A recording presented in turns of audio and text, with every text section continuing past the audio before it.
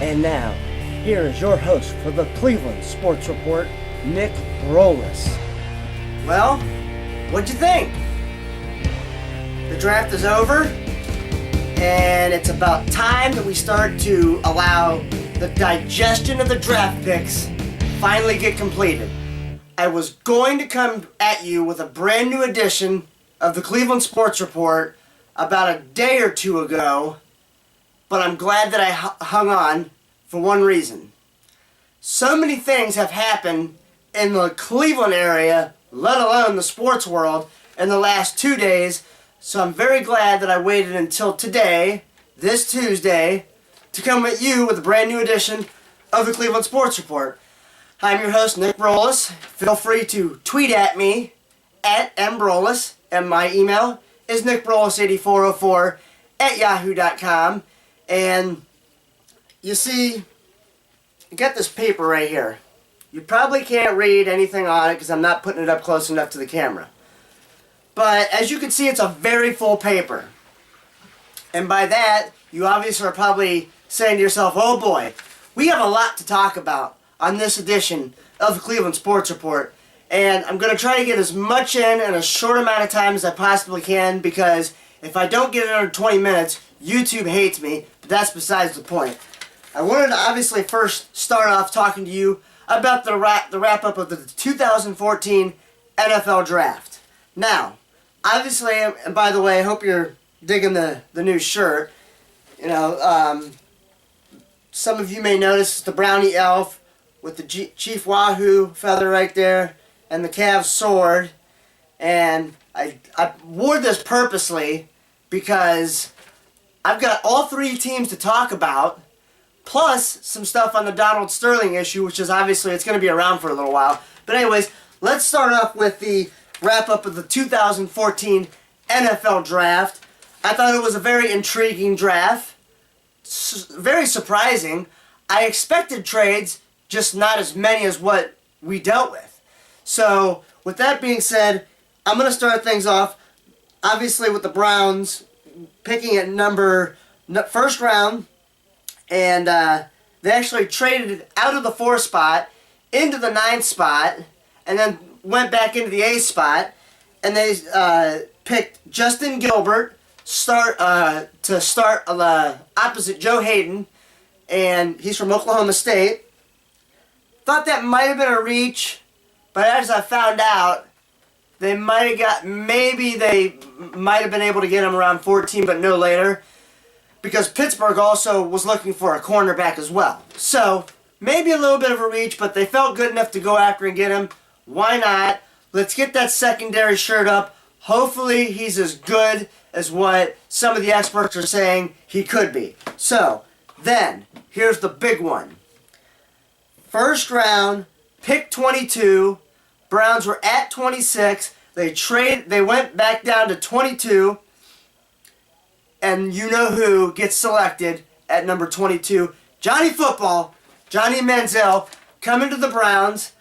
At first, and I know some of you may remember me saying the last 2 CSRs, I don't want anything to do with Johnny Football. And here's my thing. You're probably saying, oh no, you're going to change your opinion now just because he's joining the Browns. No. I'm a fair person, and this is what I have to say. My concern about Manziel is that he is not that great of a pocket passer. But here's the thing. You can teach pocket presence. And I'm not saying he has to change his game. But as long as he just doesn't flee the pocket as soon as his first or second wide receiver isn't open, if he can at least just try and stay in there and let his playmakers make plays for him, I'm fine with that. I do like the fact that he has mobility. But, and the other thing is, it wasn't a reach for him. It wasn't a reach to go get him. They didn't have to trade all the way up into the top 10 just to get him. Because I know Dallas was contemplating taking him. They ended up not. So, Johnny Manziel coming to the Browns. I'm curious to see how he does, to say the least. And of course, I'm going to support him. He plays for the Browns now. Then, at pick number 35, the Browns went offensive line. And they picked Joel Bitonio from Nevada. And then at pick 71 in the 3rd round, they took Christian Kirksey, the linebacker out of Iowa. And then third round, pick number 4, Terrence West, a running back out of Towson. At first I'm thinking, Towson. Never really heard of it. I have, but I don't know much about it. Then I went and looked at the tape. This guy's got a possibility of making it in the NFL. And of course he's going to be mixed into the rotation with Dion Lewis and Ben Tate. So, interesting that they chose a running back, but he looks like he could have the possibility of being a starter in the NFL given enough reps. So then the Browns went from 94 to pick 126, and they picked Pierre Desir, another cornerback from Lindenwood, another small school. So I know what you're thinking. Nick, the Browns needed a wide receiver. Couldn't agree more with you. The Josh Gordon situation is not good. I think that he is going to get suspended the whole year. I really do. But obviously I'm not sure. Nobody is as of right now. We're still waiting on that. But in the meantime, I still have one issue. Even if Josh Gordon can come back for half the season, 3/4 of it, or whatever happens with him, the Browns still don't have a legitimate number 2. They've got Jordan Cameron in there at the tight end spot. He's going to be your slot receiver along with Andrew Hawkins, the pickup from the Cincinnati Bengals. You have Travis Benjamin, your speedster. But then Greg Little? Greg Little? No. I've been done with him since last year. Maybe even the year before that. I was trying to give him a chance last year because he had a decent preseason. But then, of course, he gets the dropsies again. So, that's with that. Of course, I want to know what your guys' opinion is on the Browns drafting, because obviously I wanted him to go with Sammy Watkins. I really did. But Mike Pettin and Ray Farmer have made it perfectly clear they want this team to win with defense and a running game. And that's all that there is to it. And they also made the point to ask, did Seattle have major wide receivers to win the NFL championship? No. But granted, they still do need another wide receiver at the very least. And obviously they're open to free agency with undrafted rookies that didn't get drafted and, trades and whatnot. So obviously your opinion is with that. The Browns did sign 4 undrafted wide receivers. And here's some other notable picks from within the division to end this football portion of CSR. The Bengals took Darqueze Dennard. I actually had Detroit taking him. They also took running back Jeremy Hill in round 2. And in the 5th round, they're taking a chance with A.J. McCarron. I think he might have a decent career, maybe not a starter. The Ravens went with C.J. Mosley, the linebacker from Alabama, Timmy Jernigan, the nose tackle from Florida State, and then Lorenzo I'm gonna butcher this guy's last name. Talafree, I think. He's a running back. And then Pittsburgh went with Ryan Shazier, the linebacker out of Ohio State. Stephon Tuitt, the running back, and local kid from Kent, Dry Archer, running back, also could play some receiver. So, obviously I want your opinion on the draft, your opinion was on the Browns, and any other teams in their draft picks, what you might think. Because I know San Francisco had a very good draft, so your opinion on that again at Ambrolis and Nick Rolis 8404 at yahoo.com is my email. Now, with the Tribe, they start a 3-game series tonight up in Toronto. They go into that series with a record of 18-20. They're starting to inch slowly back to that 500 mark, which is a definite plus because guess what? Detroit is kicking some serious butt right about now. And they're hauling some major butt quickly, and they're really getting ahead in first place. And this, I've been telling you guys for probably about a good month now, the Indians got to be within 5 games of Detroit for me to even at least consider changing my opinion of the Indians winning this division, which I've already told you I don't think that they will. I don't even think they'll make the playoffs. But anyhow, getting back to tonight, they started a series up in tonight, a 3-gamer with the Toronto Blue Jays. They won the series with the Rays over the weekend. And then Friday night, they start a 3-game homestand against Oakland, and then Detroit comes into play. So it's not going to be an easy homestand by any means. So that's why they really, really, really need to get at least 2 out of the 3 up in Toronto, because it's going to be a mess when they come home playing the A's and the Tigers, who, might I add, are both leading their divisions respectively. So, with that being said, my top players so far from the following week for the Indians were Nyjer Morgan. Really love his attitude. Really like his game. I like him, Michael Bourne, more than Michael Bourne myself. And then, of course, Dr. Smooth, Michael Brantley, and Yan Gomes is starting to heat up. So those guys are what have been really impressed with, especially this past week. And the starting pitching is finally starting to get deeper into games, which is in return going to help our bullpen. And might I add, John Axford, thank God he got removed from the closer's role.